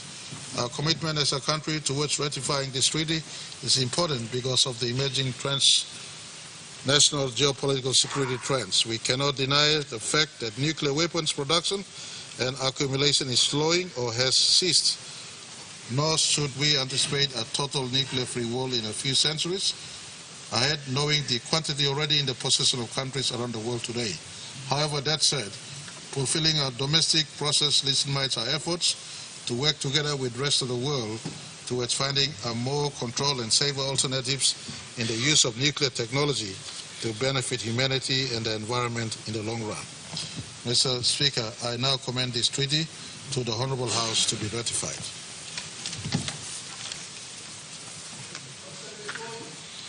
The question is that the question be put. Those in favour say aye. Aye. Those against say no. Ayes have it.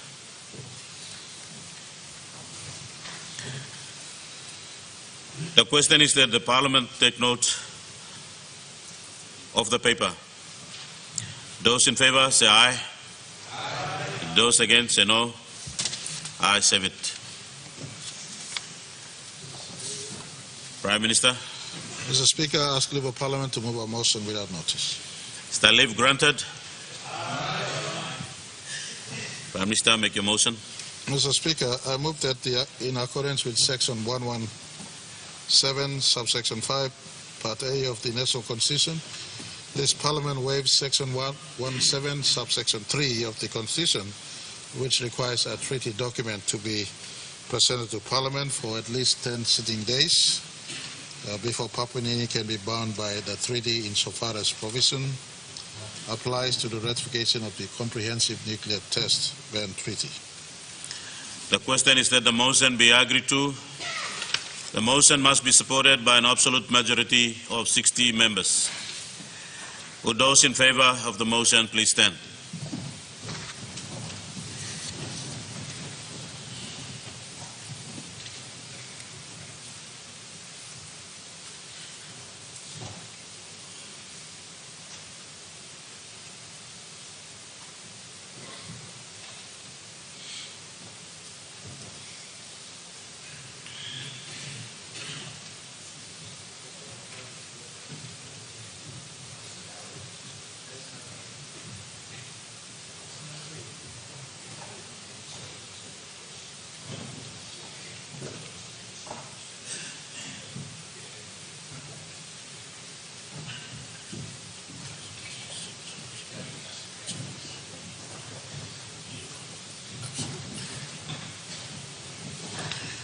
Honourable members, we have the absolute majority in support.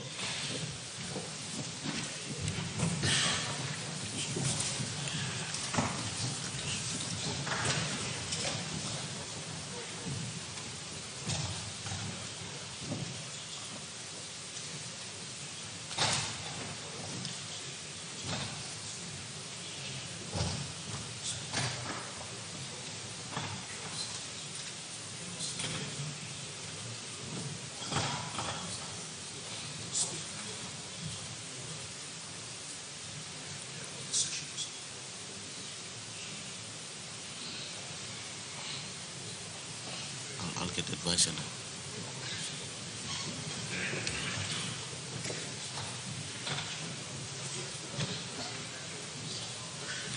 Honourable members, I will ask you all to sit.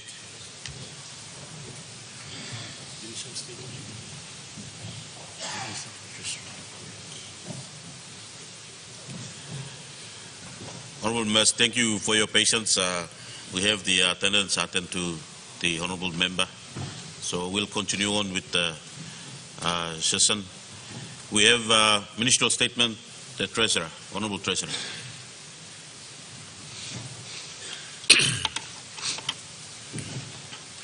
Mr. Speaker, once again I want to share with this House some good news about budget repair contained in the 2022 budget outcome, or FBO.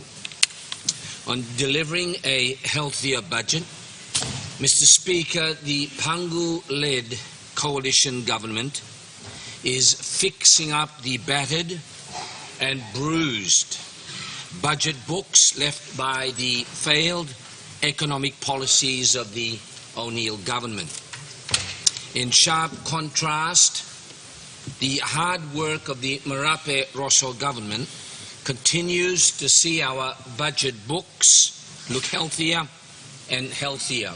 And we have our 13-year budget repair plan, which gives our country a path to a fixed budget and no more debt. Mr. Speaker, last month, the report card on our budget repair work in 2022 was published on our Treasury website. This final budget outcome report again proves that the hard work is being done by the government in fixing the budget. Once again, the government has delivered a healthier budget bottom line. We have a lower budget deficit than expected when this House passed the 2022 budget and the 2022 supplementary budget. This means less build-up of debt, increased confidence in our economy, more funds available for the private sector. In 2022 last year, the government recorded a budget deficit of 5,851.8 million kina, or 5.4% of GDP. This outcome is lower than both the 2021 outcome by 1.3 percentage points and the 2022 supplementary budget estimates by 0.2 percentage points. In comparison to 2020, the budget deficit has been reduced from 8.6% of GDP then down to 5.4% in just 2 years. This places Papua New Guinea as one of the countries in the world with the most rapid rate of budget repair. Responsible economic management, learning the lessons from the past, supporting the budget, supporting the economy during the COVID-19 pandemic, which added billions to our GDP and saved thousands and thousands of jobs. And when the worst of the crises passed, then making sure we worked on a healthier budget bottom line. The Marape Rosso government is an economically responsible government, including a plan for our future. On delivering on infrastructure development, Mr. Speaker, the government has restructured the budget to concentrate on capital expenditure. In 2022 last year, we invested 9,871.9 million kina, or nearly 10 billion kina, in our capital budget. This is a massive increase of 2,570.5 million, or 2.5 billion kina, on the 2021 outcome, a significant increase of 35.2%. Under the Marape Rosso government, the Public Investment Program, or PIP, has grown from 2,041 million kina in 2018 to 6,952.3 million in 2022. This is an increase of 240.7%. No other government in our history has delivered such major increases, whilst at the same time delivering on a healthier budget. The Marape Rosso government is the infrastructure government. On delivering a caring budget for our struggling families, Mr. Speaker, the Marape Rosso government continues to demonstrate that it cares about our struggling families. During COVID-19, our government provided a targeted package of 506 million kina back then, with the vast majority of these funds provided down at the local level through agriculture support, water and sanitation programs, SME funding, and health assistance. We believed that delivery at the local level would best help our families and our communities. Mr. Speaker, in response to the inflationary impacts of the Ukraine-Russian war, our government designed and implemented a household assistance package worth 587 million kina last year. This was the largest package of assistance provided to PNG families in our country's history. It demonstrates that this government listens to the hardships facing our families, and when we can responsibly respond, we do what we can to assist. And in the 2023 budget, we built on the package of assistance with a further 590 million kina in support, a total package of 1,177 million kina, the largest ever. And a sharp contrast to the lack of support during the drought and frosts of 2015-2016. What did the former government do to help struggling families back then? Mr. Speaker, at this stage, we are not planning any changes to the 590 million assistance package. This means that the assistance on fuel taxes will end on 30th of June this month. Why? Because international fuel prices are well below their levels even at the start of the Ukraine-Russian war. And our estimates are that fuel prices will stay below the levels back in February 2022. But let me assure this House, we will keep the international situation under close review. And if prices spike upwards again, we will consider carefully what more can be done.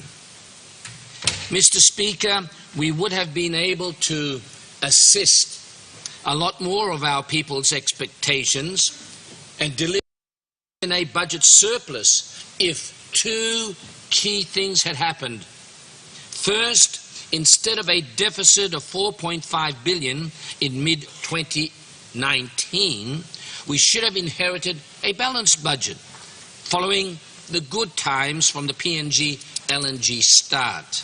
Second, interest costs should have been 1.4 billion kina, a year lower.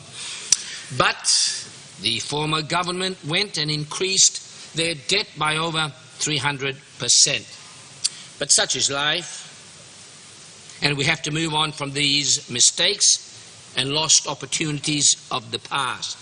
But let us not forget. Mr. Speaker, 2022 was also an election year, and the government invested 695.8 million kina to support our democratic ways. Contrary to the sensational reporting yet again from the Post-Courier, details on how these election funds were spent by agency is set out clearly on pages 32 and 33 of the FBO.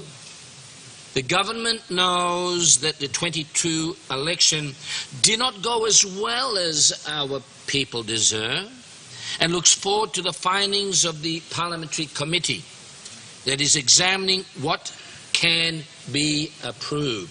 However, in terms of funding support for the elections, this was the best funded election in our history.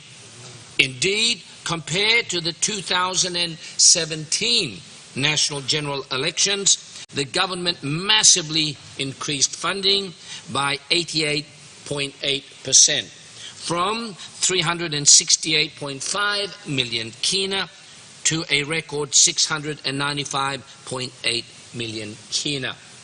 We must now find out why all of this extra support did not translate into a better 2022 election.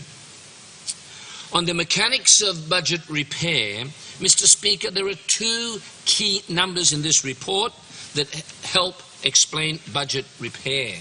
The first is that total revenues and grants increased by 4,677.8 million kina, or 33.7%, compared to the 2021 outcome or budget. This strong growth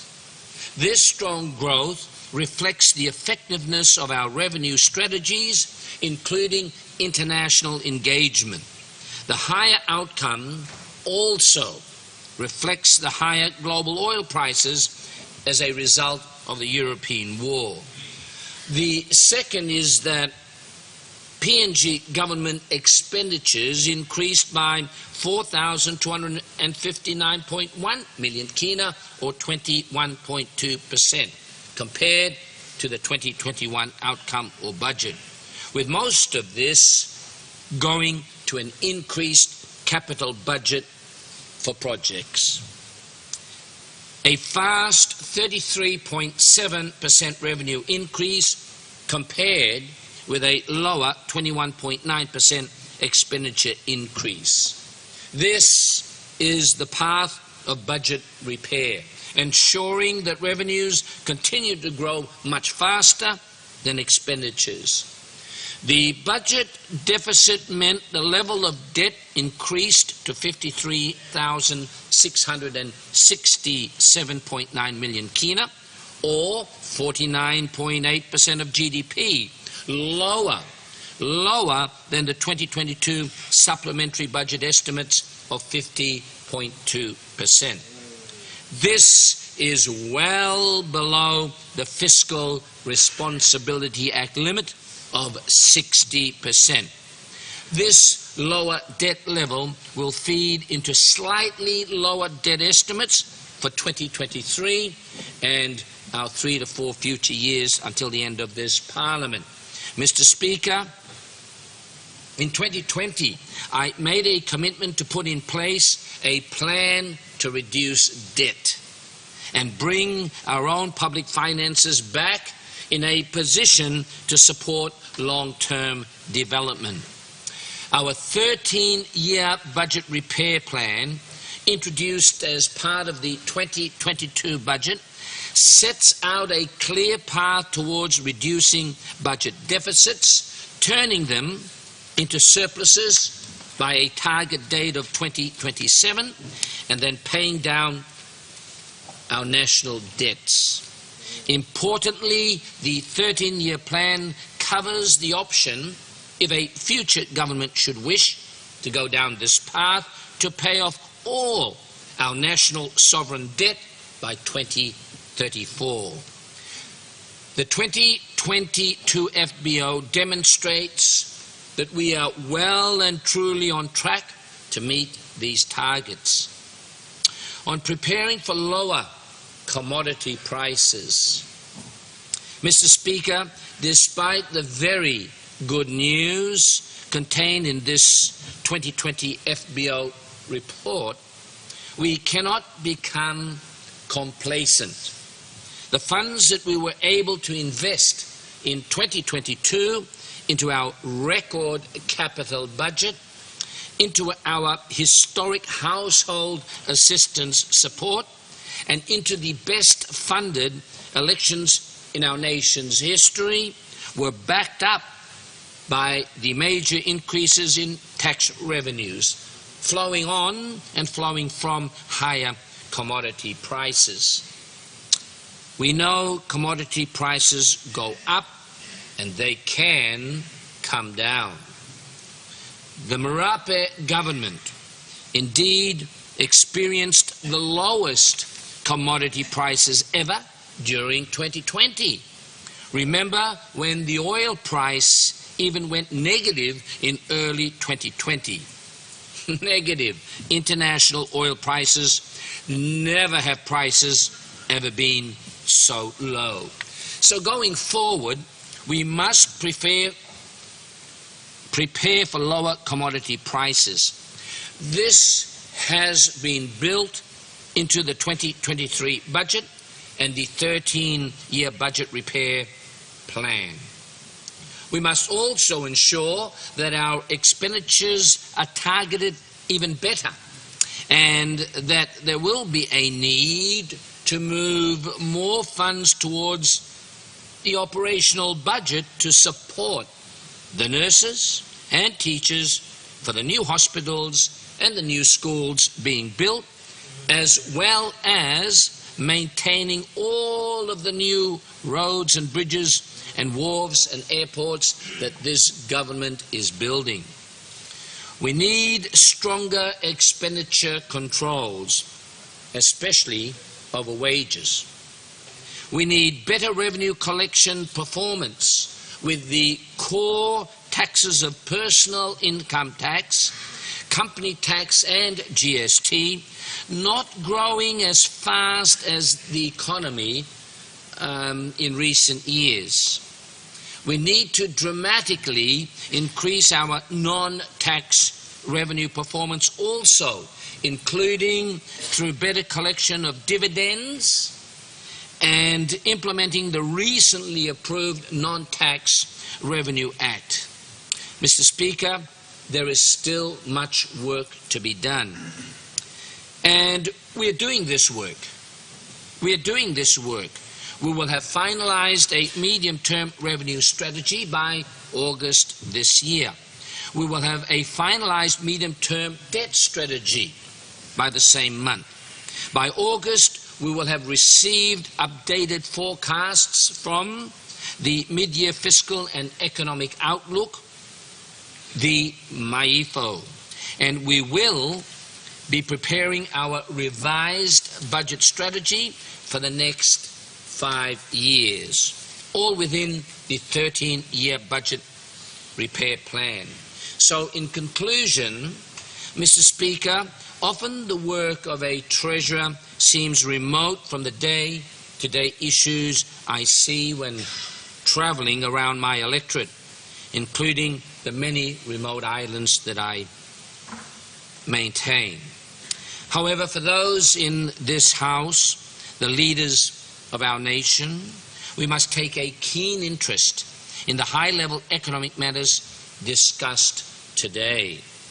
The health of our budget ends up having a critically important impact on income and job opportunities for our families and their children in all of our electorates. Budget repair means getting debt under control. It means being able to cut interest rates, interest costs, so money is freed up for health and education and to the most remote villages in our country. A good 2022 FBO result as part of our high-level work helping all of our families. This is just a further sign of the benefits of the hard work and responsive and caring leadership of the Marape Rosso government. Thank you, Mr. Speaker.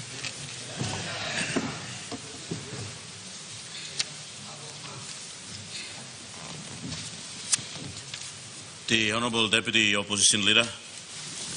Thank you, Mr. Speaker. Acting Speaker. Mibla lo Poshin, Mibla Hamas lo Harim report lo Gupla Treasurer. I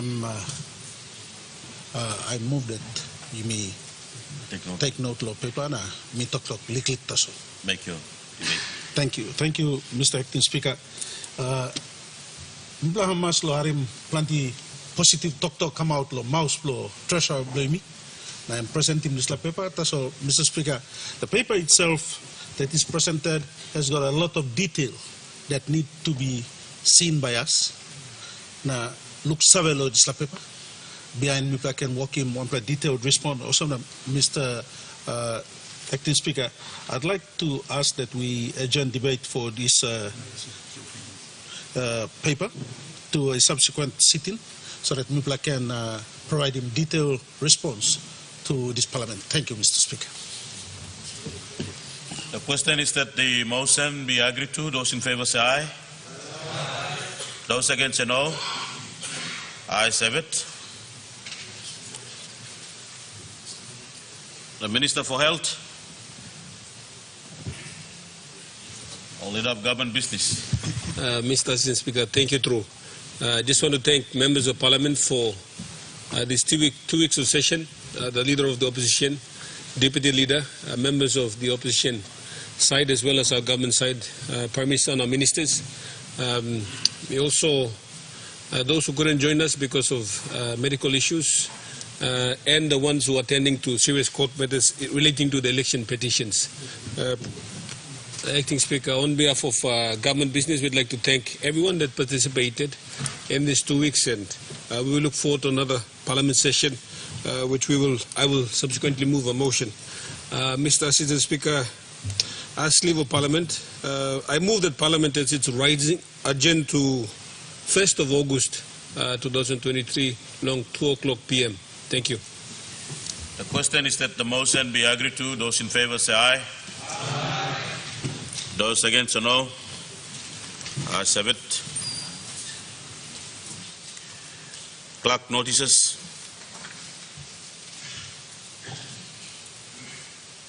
The member for New Ireland Provincial gives notice that he shall present a bill for an act to amend the Provincial Health Authority Act 2027 and for related purposes. The member for East New Britain Provincial gives notice that he shall present a bill for an Act A to enable the establishment, development, operation and regulation of free zones in the East New Britain province of Papua New Guinea with independent stand-alone administration entities specifically constituted for the purpose for regulating and administrating zones, and B, to provide for establishment of the East New Britain Free Trade Zone Corporation, 1, to define powers and functions, 2, to administrate and regulate free zones, and to provide for promotion and facilitating of investment and the development of enabling environment for such investment in free trade zones, and 3, to grant the corporation patrol extraterritoriality status to administer and regulate the developmental areas of zone independently but attached to existing government framework, and C, to enable the downstream processing of product for the New Guinea Island region.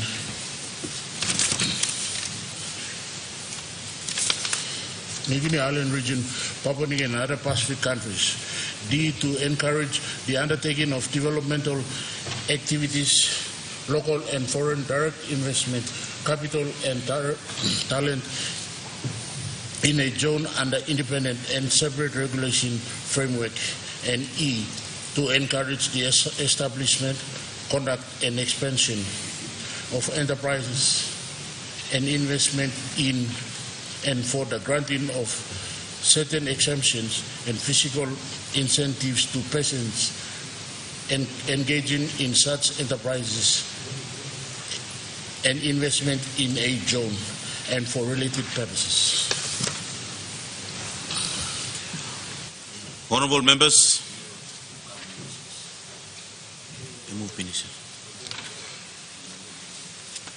Leader of Government Business.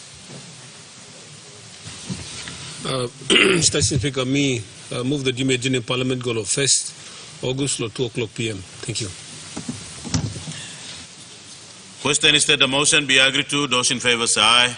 Aye. Those against say no. Ayes have it. Honourable members, the Parliament now at its rising adjourned to until Tuesday, 1st August 2023 at 2 o'clock p.m.